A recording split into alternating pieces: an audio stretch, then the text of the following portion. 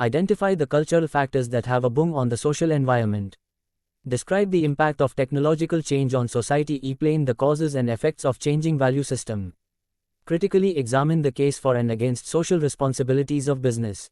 Appreciate how ecological issues are sought to be resolved. 3.1 Introduction. In the first two units of Block 1, you have learned the meaning, importance and components of business environment, followed by an overview of Indian economic environment. In this unit, you will have and the ecological issues attracting serious attention in modern times. 3.2 Evolving social institutions. Business including trade and industry today happen integral parts of the social system. Over ages, the complexion of SDCIETY has changed in many ways, and so have they. Nature ILLD forms of business enterprises.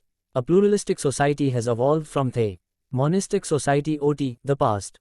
The difference should be noted for an understanding of the complex nature of interactions between social institutions.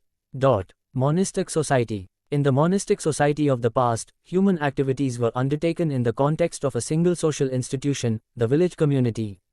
In such a society, the activities of all were governed by customs and tradition, and the village elders guided the conduct of all others. The occupations of people were largely determined by the castes to which they belonged. Social stratification was mainly based on castes and occupations. People born in lower castes were expected to be subservient to those of upper castes. Pursuit of certain occupations was not as honorable as that of others. Merchants and traders were assigned lower status in society in spite of their wealth and riches, while people pursuing the learned professions of teaching and medicine enjoyed higher status. Pluralistic society. The monistic society has gradually evolved into the pluralistic society in which there are numerous groups constituting the social system. The groups are organized to serve economic, social, political, religious and professional interests of members. Although people act individually in their own interests, they are organized in groups and form institutions to maintain and protect their common interests. Thus, there are different institutions to serve the diverse interests of people. Interaction between social system and business. In the process of interaction with the social system, business is influenced by different interest groups and institutions. It also exerts a corresponding influence on different institutions and interest groups. Thus the freedom of business is restricted. High government representing the public interest, labor unions representing the workers' interest, and NGOs representing consumer interests. On the other hand, large business corporations not only influence government policies, but also check the claims of labor unions for higher wages and better working conditions. Associations of business interests also possess considerable political and social power so as to influence public opinion. Over time, far-reaching changes have also taken place in the traditional social institutions. People are no longer bound down to the occupations traditionally related with castes. They have opportunities to adopt any occupation of their choice which is within their competence. This has followed industrial growth and the emergence of large-scale organizations which have changed the occupational patterns and people's attitude to work. The traditional occupations based on hereditary skills and linked with caste groups have lost their significance. Simple living and high thinking as ideals have given place to people's aspiration for higher living standards. Social status is more often determined on the basis of income levels and wealth of people. Spread of educational opportunities along with improvement in transport and communication facilities have resulted in greater mobility of people and their concentration in urban centers. The institution of joint family is gradually breaking down, partly due to the mobility of family members and partly due to differences in earnings of individual members of the family. Lifestyles and norms of consumption have also changed with changing occupational patterns. The traditional role of women as housewives has changed with women joining workforce in larger numbers and working side by side with men in various types of jobs. This has followed the spread of women's education and unitary families striving for better living standards. Underlying the changes in social institutions are forces of change in the social milieu, demographic, cultural and technological changes which are discussed in the following sections. 3.3 Demographic changes. The size and quality of population that constitute the demographic position of a country are important dimensions of the social environment. To start with, it may be useful to examine the theory of demographic transition, which provides an explanation of the causes of demographic changes. The theory of demographic transition suggests that the rate of growth of population is dependent upon the stage of economic development. Thus, in a primitive agrarian society, the growth rate of population is either stagnant or very low due to high birth rate coupled with a high death rate. High birth rate is the result of widespread illiteracy, early marriage, and lack of knowledge about family planning. Death rate is also high as a consequence of poverty, lack of nutritive diet, primitive sanitation, absence of medical care, and incidence of epidemics. This stage is referred to as the first stage of demographic transition. A developing country where industrial development has been initiated faces a rapid increase in population. This is described as the second stage of demographic transition. At this stage, while death rate falls rapidly on account of improved medical services, fall in infant mortality and a better standard of living, birth rate continues to be high as social customs do not change fast, nor does illiteracy and lack of knowledge about family planning. The process of development at this stage is slow and growth of population outpaces the rate of economic growth, giving rise to a vicious circle.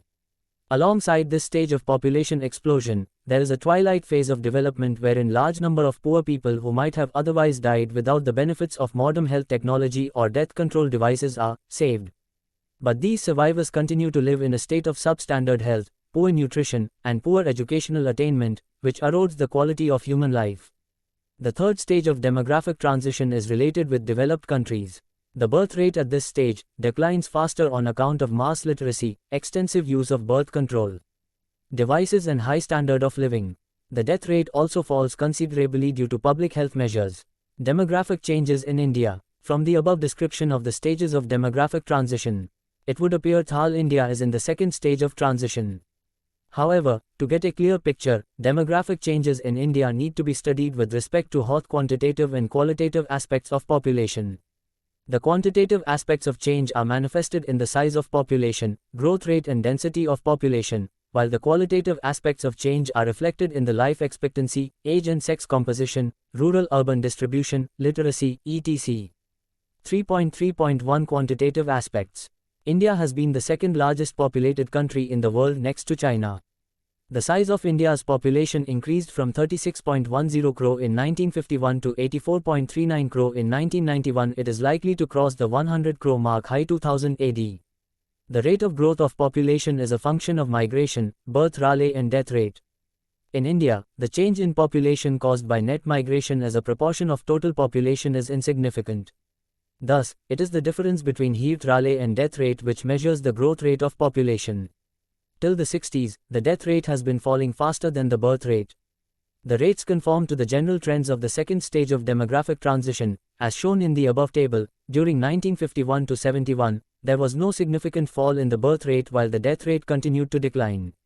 Thus the natural growth rate of population went up to reach a maximum of 22.2 per thousand or 2.22% per annum during 1961 to 81. The rate of growth marginally declined to 2.11% per annum during 1981 to 91. Beginning with the 70s, one may consider the stage set for transition to the third phase of demographic transition. According to projections of the rate of population growth, during 1992 to 97, the downward trend of birth rate was likely to have fallen low 27 per thousand and the death rate to 9.2 per thousand, with the natural growth rate being 17.8. A high density of population, the ratio of number of persons per square kilometer of land area, is another feature of India's demographic profile. The average density is 267 and this is considered to be a fairly high rate. There is no empirical evidence to suggest any relationship between density of population and economic development. There are countries with low density of population, some of which have low and some high per capita income. India with a density of 267 has a per capita income of $350, while Japan with a density of 316 has a per capita income of $25,430. The implication of density of population is the magnitude of the burden on land area and the potential of growth. Thus India's high density is indicative of a high burden on land which is likely to increase further with additions to population. 332 Qualitative aspects. The qualitative aspects of demographic change relate to life expectancy, age and sex composition, rural-urban distribution, literacy and such other dimensions. The health and general level of mortality of a community is reflected in the measure of mean expectation of life at birth. If death occurs at an early age or death rate is high, the expectancy of life is low. Contrarily, if death occurs at an advanced age and death rate is low, there is high life expectancy. Over the years since independence, there has been a perceptible fall in the death rate in India and a corresponding rise in life expectancy. From an average of 32.1 during 1941 to 51, it had increased to 45.6 during 1961 to 70, and 59.4 during 1989 to 93. The projected life expectancy is 65 around 2000 AD. Females have always had a slightly higher life expectancy than males.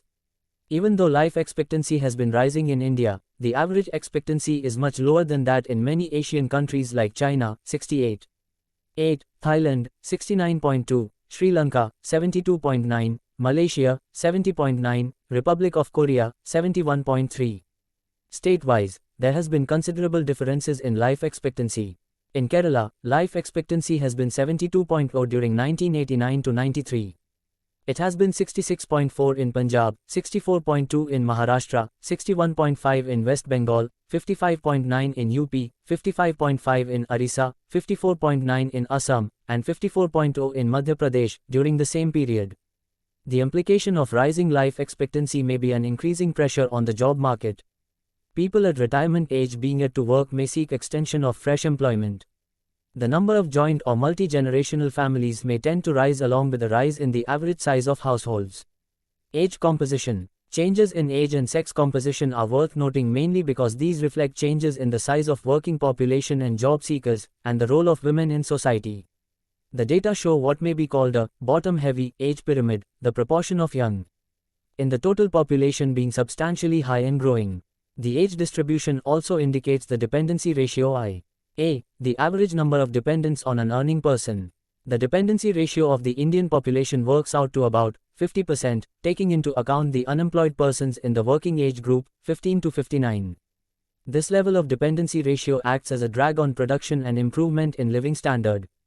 It also has an impact on the rate of savings, investment, education and welfare. However, with declining birth rate, the age composition is expected to change, resulting in a reduction in the dependency ratio and increase in the proportion of the working age group. The projected age composition shows that by 2000 AD, the proportion of population in the working age group may go up to 60 to 80%. Thus, in spite of a projected decline in the growth rate of population, the absolute number of job seekers is likely to increase over time. Sex composition. The change in sex composition or sex ratio, the ratio of women to men, is a significant factor in the analysis of social well-being and reflects the relative change in the survival of women vis-a-vis men.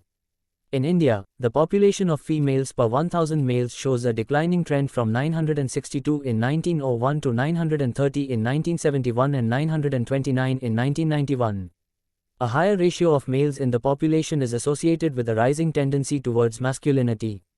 The comparative position in most other countries is a higher ratio of females than males in the population. For example, the sex ratio in USA is 10:55. In UK 10:69. Japan 11:71 and Germany 11:18. Indeed, the sex ratio in India is perhaps the lowest in the world. This indicates high mortality and undernourishment among women, and the low status of women in society. One can explain the decline in sex ratio over time having been caused by several factors, e.g. females being discriminated against in providing adequate nutrition, access to health and other amenities, female selective termination of pregnancy, possibly female infanticide as well. It is arguable that if the mortality at childbirth falls, and the general status of women, particularly in rural areas, improves, the sex ratio will increase. The state-wise comparison of sex ratios corroborates this contention. The sex ratio is relatively higher in the states where the status of women is better, like in Kerala where it is 1040. And in Tamil Nadu where it is 972, but it is only 814 in Haryana where women presumably have a low status in society. Urbanization. Economic development along with industrial growth is generally associated with urbanization of society. However, India continues to have a predominantly rural population even though the proportion of people living in urban areas has progressively increased since 1951. The share of urban population in the total population has gone up from 17.6% in 1951 to 18.3% in 1961, and to 20.2% in 1991. It is projected to be around 32% in the year 2000 AD. The rate of growth of urban population has increased over the years. During 1951 to 61, it was estimated at 34%, which increased to 38% during 1961 to 71 and 47.01% during 1971 to 81, but declined below 36.91% during 1981 to 91. Concentration of population in urban areas has led to growth of slums with unhygienic living conditions and other problems. Remedies to these problems have been high developing satellite towns and dispersal of manufacturing industries to the hinterland. Literacy. Another qualitative aspect of demographic change is literacy. There is a close positive relationship between education and level of economic well-being. According to a World Bank report, developing countries with high literacy rates have tended to grow faster even after allowances are made for differences in income and physical investment, and they have higher physical investment rates. Empirically, it has been established that a high degree of correlation exists between literacy rates and other development indicators. The female literacy rate at age 15 and over is positively correlated with percentage of female workers in modern occupations, age at marriage, and use all contraceptives. It is strongly and negatively correlated with infant mortality and fertility. The literacy rate in India has increased from 18.3% in 1951 to 28.3% in 1961, 34.5% in 1971, 43.6% in 1981, and 52.2% in 1991. However, there are wide variations in these rates between the states. The average rate during 1989 to 93 and centered at 1991 was as high as 89.89% in Kerala, and as low as 3% in Bihar. The correlation between literacy rate and other indicators of demographic profile can be seen from the following figures. Tale 3.4. Literacy rates have also been quite different with respect to males and females, as well as between rural and urban population. In 1991, 64.134% of the male population and 29% of the female population were literates, giving an overall literacy rate of 52.21%. On the other hand, the proportion of literacy among males was 69% in urban areas as against 42% in rural areas. Similarly, the literacy rate among females in urban areas has been 51% as against 19% in the rural areas.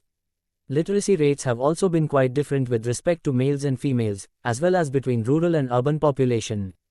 In 1991, 64.13% of the male population and 29% of the female population were literates, giving an overall literacy rate of 52.21%.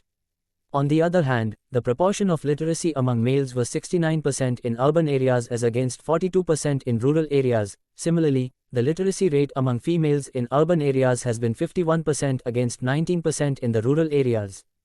3.4 Cultural factors. The term culture includes values, norms, artifacts, and accepted behavior pattern of people that a society may have developed over time. Culture is also defined as the totality of behavior that human beings in any society learn from their elders and pass on to the younger generation. In the sense, culture may be regarded as the learned responses of a particular society.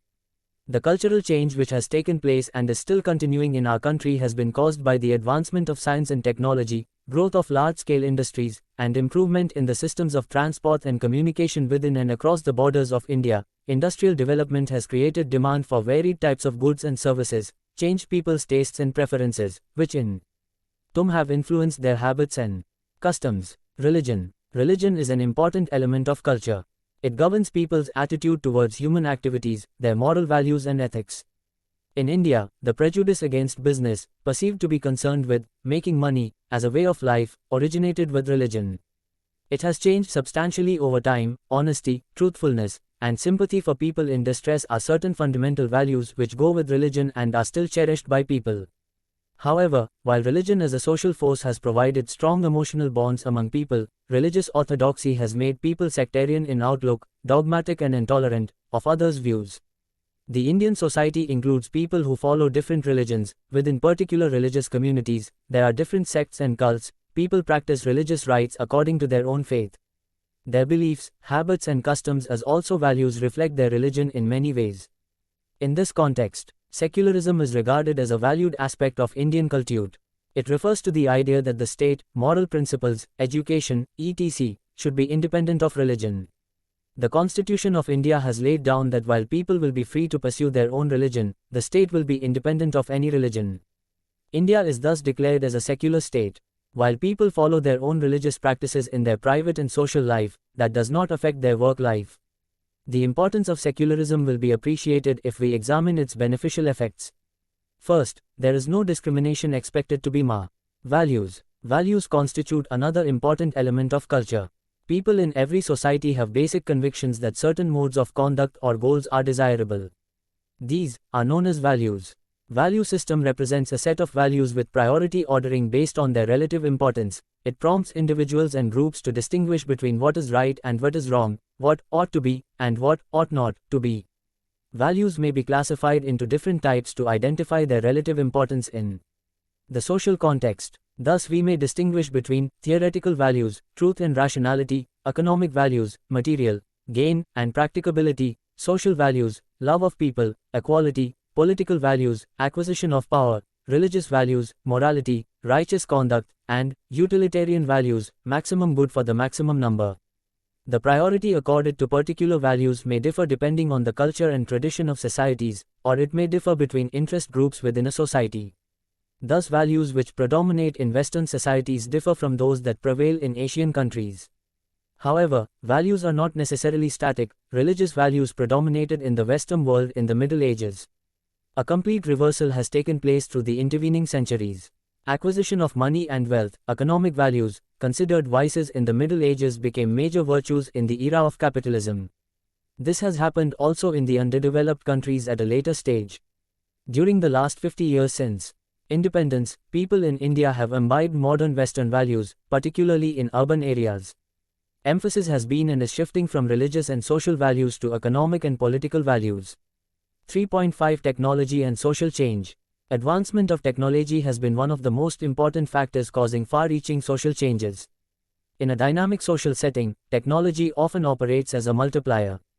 For instance, discovery of internal combustion engine and the technology of automobile manufacture not only had a profound effect on the transportation of goods and passengers and mobility of people, but it also led to changes in the location of habitats, consumption patterns and lifestyles. Another significant effect of technological progress has been greater productivity as well as improvement in the quality of products. The beneficial effects of higher productivity and improved quality have spread throughout the social system, and led to a better and more secure life for increasing numbers of people. Over time, technological progress has resulted in better living standards, reduced incidence of diseases, and ensured control over environmental. Advertising through audiovisual, electronic media, television, has facilitated marketing of new products and improved varieties of existing products. Technological advancement has also led to increased efficiency and economy of operations through labor-saving devices and substitution of manual work. High automation, necessitating the employment of technically skilled manpower to an increasing extent. Computerization of accounting, storage and processing of data is gradually replacing manual operations in larger organizations. Fax and internet facilities are being increasingly used for correspondence and transmission of documents. Overall, a modern society today is characterized by systems of production, distribution, transportation and communication, all of which are based on technological changes over the last 2 centuries. This has not only resulted in a better standard of living for larger numbers of people, but also provided for a variety of services over wider territories, and above all improved medical and healthcare facilities for people in general. However, technological changes have also brought about several socially undesirable consequences. Indiscriminate use of scarce natural resources, deforestation, and environmental pollution are some of the direct results of economic growth through technological changes. Insatiable consumerism has led to the subordination of moral values to materialistic glues, elevation of machines over human beings, and deterioration of human values. 3.6 Changing value system. Before explaining the significance of changing value system in society, it is necessary to explain the meaning of individual values and social values. Individual values may be defined as the normative views held by individuals of what is good and desirable. Values thus provide standards, or benchmarks by which individuals may be guided in their choice of decision, conduct and behavior. Social values may be defined as a system of shared beliefs about desired goals and norms of human conduct. Thus, for instance, individualism may be considered desirable in a system of social values whereby people may decide to pursue their individual interest in work life and compete with others. In such a society, indeed in most societies, high value is attached to winning in competitive situations. However, there are social norms as well, which suggest how a winner or loser should behave. People look upon with displeasure an arrogant winner as well as a complaining loser. Value system refers to a set of values with priority rating based on their relative importance. For instance, people in different walks of life are known to rank values in varying orders of importance. Business executives rank economic values, like material gain and practicability, higher than social values, love of people, equality. Business decisions are made on that basis. On the other hand, in a system of social values, theoretical values, truth, honesty and rationality, may be rated higher than economic values.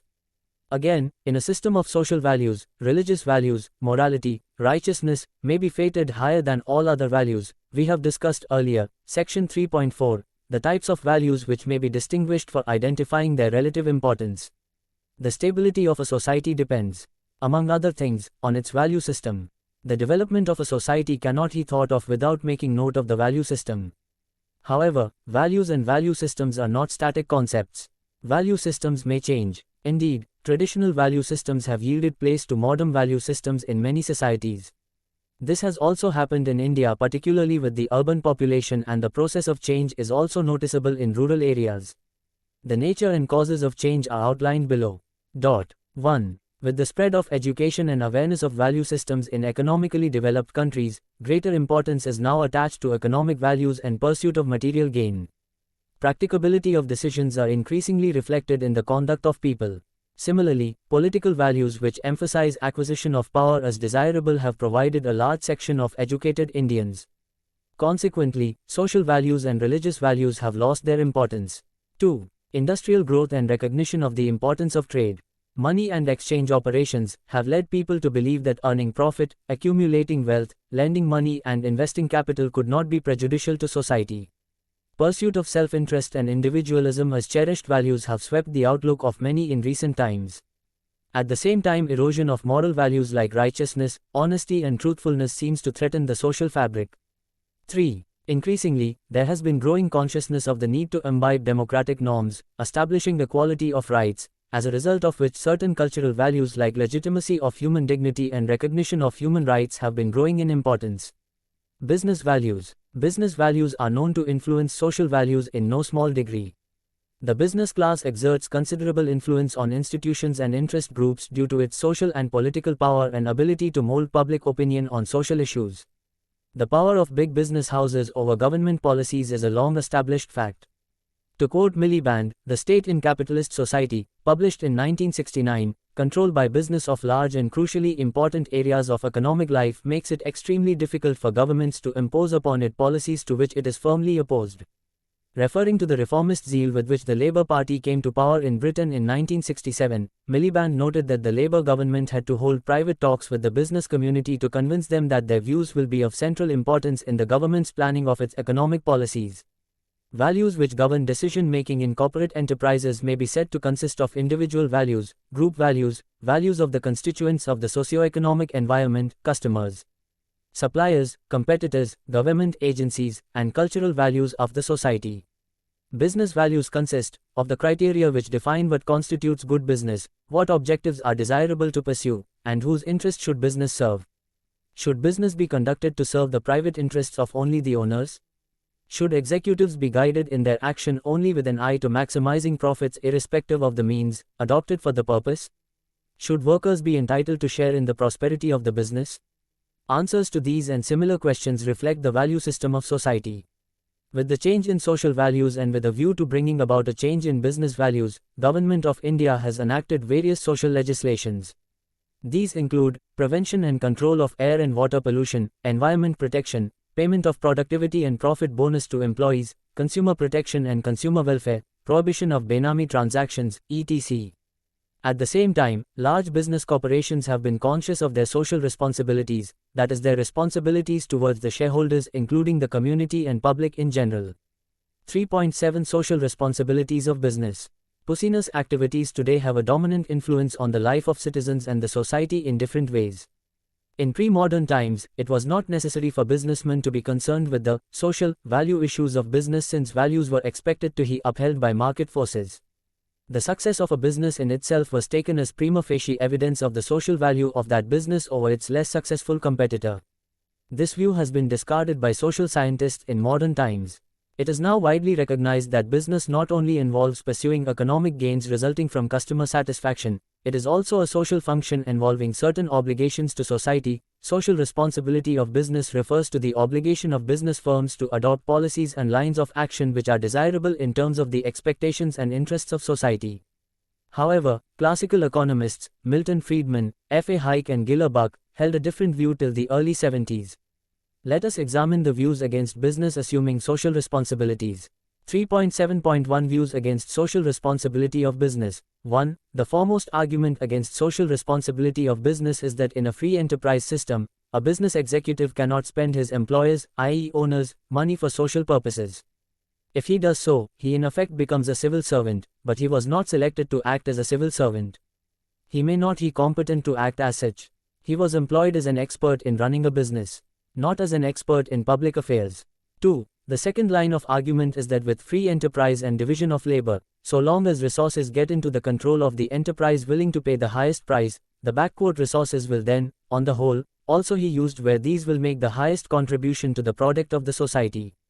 This will follow if each enterprise while deciding on the use of resources considers only those effects as will raise the value of its assets, and does not concern itself with the question whether a particular use is socially beneficial. At the same time, if management is allowed to be guided in the use of funds by what they consider to be their social responsibility, it would create centers of uncontrollable power never intended by the investors of capital. Or else there has to be public control over corporate management. 3. A third argument against social responsibility of usiness is that if executives are required to invest in social activities, there will be to that extent a reduction of investment in productive activities and for higher PM activity. Even if companies have adequate resources to engage in social activities, large-scale commitment in that respect is likely to lead to a slower growth in gross national product. 3.7.2 Case for social responsibility of business. If business is recognized as an integral part of the social system, and the broad value question is considered in the context of a social rather than a narrow economic framework, the social responsibility of business is justified on several grounds. 1. Business activity is as much a social activity as an economic activity. The businessman should therefore be responsible for all the consequences of his action, social as well as economic. 2. The marketplace cannot be a satisfactory arbiter of the social consequences of business activities. Economic considerations which govern market phenomena cannot be looked upon in isolation from social considerations or social values. 3. In view of the social consequences of business activities, the influence of business on society cannot be measured only in terms of economic gains or gross national product. The ultimate purpose of business, as of any other institution in society, is to be socially profitable. 4. As business becomes larger, the public is more concerned about its activities because it has a greater impact on society. Business being creature of society, when society's expectations from business change, business should also change its objectives so as to meet the expectations of society. If business does not respond to social demands, the society will force it to do so by legislation. 5. It is in the long run self-interest of business to be socially responsive. People who have a healthy environment, education and opportunity of development make better employees, customers and neighbors for business than those who are poor, ignorant and oppressed. 3.73 Dimensions of social responsibilities. The social responsibilities of business include its responsibilities towards owners, shareholders, employees, consumers, government and the community or public at large. Let us examine the nature of responsibilities towards each of these groups. Shareholders. It is the primary responsibility of every business to see that the owners of shareholders get a fair rate of dividend, a fair return on capital invested. This is a legitimate expectation of owners from business. Naturally, the expectations have to be reasonable and consistent with the risks associated with the investment. Owners also expect economic and political security of the capital invested. If such security is not ensured, the inevitable consequence is withdrawal of capital and search for alternative channels other than business. Employees. As regards responsibility towards employees, the major issues governing employer-employee relationship pertain to wages and salaries, superior-subordinate relations and employee welfare. It is the responsibility of management to provide for fair wages to workers based on the principle of adequacy, equity and human dignity. Maintaining harmonious relationship between superiors and subordinates and providing for welfare amenities for employees are also the responsibilities of management. There are specific laws in India governing factory employment under which provision of satisfactory working conditions for safety, health and hygiene, medical facilities, canteen, leave and retirement benefits are obligations cast on the employer. There are other laws providing for the security of workers against the contingencies of sickness, maternity, employment injury and death, provident fund and pension for employees. However, employee welfare cannot be viewed within the narrow limits of legal requirement. Employee welfare is best secured if the management accepts the obligation to secure and maintain a contented workforce, and the employees have the opportunity of developing their potential abilities through training and education. Consumers. Consumer interests are generally expected to be taken care of in a competitive market through forces of demand and supply. However, perfect competition does not actually prevail in all product markets.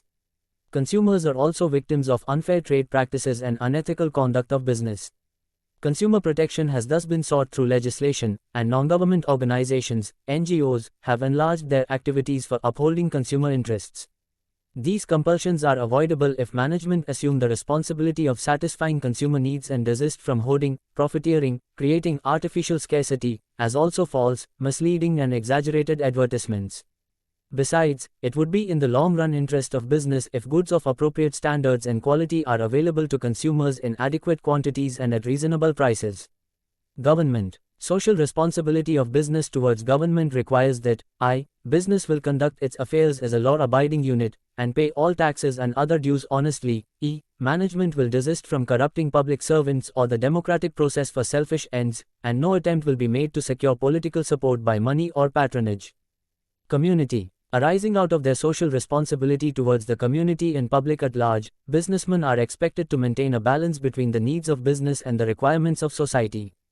In general, business should be so managed as to make the public good become the private good of the enterprise rather than the old doctrine that, what is good for the business is good for the society. The social responsibility of business firms should be reflected in their policies with respect to environmental protection, pollution control, conservation of natural resources, rural development, setting up industrial units in the backward regions, employment of the socially handicapped and weaker sections of the community, and providing relief to victims of natural calamities. 3.8 Ecological issues. Before examining the ecological issues, let us underline the meaning of the terms ecology and ecosystem. Ecology refers to the interrelationships between people, the fauna, birds and animals, the flora, plants and trees, and their physical surroundings. Ecosystem is the totality of living and non-living elements in the ecological community interacting with one another and their environment. The deteriorating quality of environment has been a matter of greater concern over time. It is recognized that environmental protection and ecological balance are essential to sustain economic development in India in the long run. The growing threat to a balanced ecosystem is traceable to a number of factors.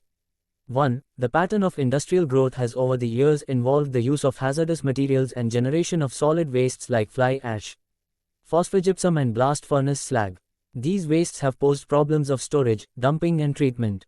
2. The growth of chemical and petrochemical industries has also posed serious problems of regulating toxic, flammable and explosive chemicals. 3. Industrial effluents discharged as wastewater into rivers and watercourses without treatment are beyond the natural assimilation capacity of rivers. As a consequence, water bodies remain polluted and affect public health. A survey report of the Central Pollution Control Board has mentioned that in 241 Class 2 cities across 17 states about 90% of the water supplied is polluted. 4. Atmospheric pollution, which is mainly in the form of suspended particulate matter, is caused by manufacturing and automobile industries emitting thousands of tons of pollutants every day in the air. Exhaust fumes of motor vehicles are more damaging as they are closer to the ground level and high buildings in cities do not permit their dispersal.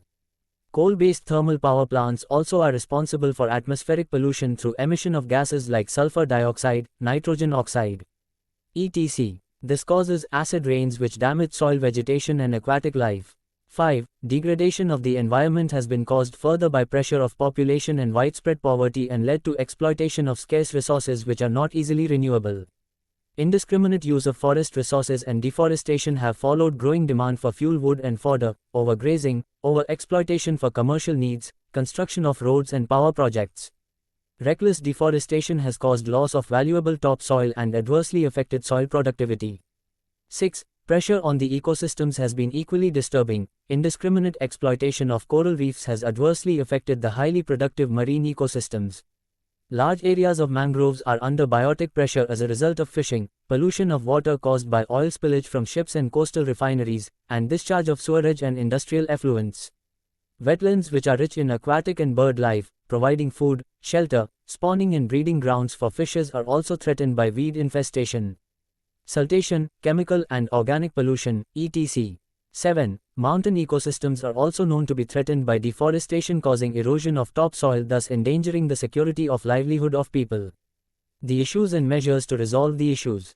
The growing imbalance in ecosystems and degradation of the quality of environment centers around the question of sustainable development. The interlink between ecology and development stems from the fact that progress in science and technology has accompanied improvident use of natural resources and led to negative fallout in the process of development. At the same time, one cannot deny that millions of people still suffer from poverty, malnutrition, ill health, etc., which are traceable to inadequate development. No doubt environmental problems are partly attributable to poverty and underdevelopment, which could be tackled by rapid development. But there are unintended side effects of the process of development itself which have given rise to many of the environmental problems which India is facing. The issues can be resolved if it is realized that environmental factors and ecological imperatives need to be built into the process so as to ensure sustainable development. To meet the challenges, the government has introduced several measures since the 80s in the context of laws passed for conservation of natural resources and abatement of environmental pollution. The Union Ministry of Environment and Forests, created in 1985, issued a policy statement in June 1992 outlining India's National Conservation Strategy on Environment and Development. The emphasis in the statement was on sustainable development as the key element in the ministry's action plan. The task set was to ensure sustainable and equitable use of resources for meeting the basic needs of the present and future generations without causing damage to the environment. The strategy based on the above policy is an integrated strategy aimed at strengthening the existing programs of pollution control, ensuring better disposal of solid wastes and hazardous materials, and conserving forests and other biodiversity-rich ecosystems. The National Forest Policy now has the primary objective of ensuring environmental stability and maintenance of ecological balance. It recognizes the multiple uses of forests, the rights of local population, the inadvisability of protecting forest resources without their active participation, and the role that forests play in the survival of the poor. The National Afforestation and Eco-Development Board has been entrusted with the task of regenerating degraded forest areas and ecologically fragile lands besides implementing the eco-development programs. Likewise, the National Wasteland Development Board has the primary objective of reclaiming wastelands through a massive program of afforestation with people's participation. Under the National Policy for Abatement of Pollution, government has stressed the use of economic and policy instruments while introducing pollution control measures. 17 environmentally critical and highly polluting industries have been identified by the Union Ministry for special monitoring and enforcement efforts. As a follow-up measure, environmental audit has been made compulsory for all industries requiring environmental clearance. For smaller units, schemes have been initiated to assist them in setting up common pollution control facilities. The strategy of pollution control has also targeted area-specific pollution problems and identified 24 critically polluted industrial areas in different parts of the country for special attention. The government is also pursuing the objective of ushering in clean technologies for waste under the Industrial Pollution Control Project assisted by the World Bank. Besides, the Bureau of Indian Standards has introduced the EcoMark scheme for certification of products of industries which fulfill prescribed pollution control standards and achieve the required environment friendliness in production, packaging and waste disposal. Protection of viable habitats for wildlife in representative ecosystems is the main strategy adopted for conservation of India's biodiversity. It includes maintenance of national parks, wildlife sanctuaries and biosphere reserves for conservation of wildlife species. Towards ecological restoration, schemes have been initiated on captive breeding of plants and commercial utilization of medicinal plants. Government has also initiated measures to promote environmental research, education and training. A number of research institutes have been set up to carry out research on one or more facets of forestry and also to take care of regional needs. 3.9 Summary. Over ages, the complexion of Indian society has changed in many ways. A pluralistic society has evolved from the monistic society of the past. The pluralistic society is characterized by numerous groups organized to serve economic, social, political, religious and professional interests of the members. The nature and forms of business enterprises have also changed over time. While business is influenced by different interest groups and institutions, it also exerts its influence on other institutions. Over time, far-reaching changes have also taken place in the social institutions. Traditional occupations based on hereditary skills and linked with castes have lost their significance. Spread of educational opportunities along with improvement in transport and communications have resulted in greater mobility of people. The institution of joint family is gradually breaking down. Lifestyles and norms of consumption have also changed with urbanization and changing pattern of occupations. Underlying the changes in social institutions, there has occurred demographic changes. India's demographic profile shows that while death rate has continued to decline, birth rate remains relatively high, which is reflected in the high growth rate of population. Thus, India would appear to be in the second stage of demographic transition. However, beginning with the 70s, one may consider the stage set for transition to the third stage of demographic transition. With a downward trend of birth rate, a high density of population is another feature of India's demographic profile. This is indicative of a high burden on land which is likely to increase further with additions to population. India continues to be the second largest populated country in the world next to China. The cultural changes which have taken place and are still continuing to change are reflected in changes in people's consumption pattern, tastes and preferences and habits and customs. While religion as an element of culture has provided strong emotional bonds among people, religious orthodoxy has made people sectarian in outlook, dogmatic and intolerant of others' views. In this context, secularism is regarded as a valued aspect of Indian culture. During the last 50 years, people in India have imbibed modern, Western values and emphasis has shifted from religious and social values to economic and political values. Advancement of technology has been one of the most important factors causing far-reaching social changes. Technology has often had a multiplier effect. Technological progress has led to higher productivity and improved quality of products. It has enabled faster communication of knowledge and information, and brought about enormous saving in time and energy. However, technological changes have also brought about several socially undesirable consequences like spread of consumerism, subordination of moral values to materialistic values and deterioration of human values. Changing value system is another dimension of social change in India. Growing awareness of the importance of economic values and pursuit of material gain are increasingly reflected in the conduct of people. Correspondingly, social and religious values have lost importance in the value system. Pursuit of self-interest and individualism as cherished values have become more important while erosion of moral values seems to threaten the social fabric. Business values are known to influence social values in no small degree. With the change in social values and with a view to bringing about a change in business values, government has enacted legislation and large business corporations are increasingly responding to the demand for social responsibilities. Social responsibility of business refers to the obligation of business firms to adopt policies and lines of action which are desirable in terms of the expectations and interests to society. The social responsibilities of business include its responsibilities towards owners, employees, consumers, government and the community or public at large. Ecological issues related with conservation of natural resources. Environmental protection and maintenance of ecological balance center around the question of sustainable development.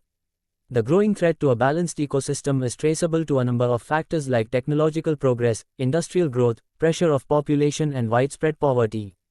Even though environmental problems are partly attributable to poverty and under-development of the economy, there are also unintended side effects of the process of development itself which have given rise to many of the environmental problems in India. Several measures have been adopted by the government to resolve some of the major issues. Thank you for watching. We will see you in the next video with the next chapter.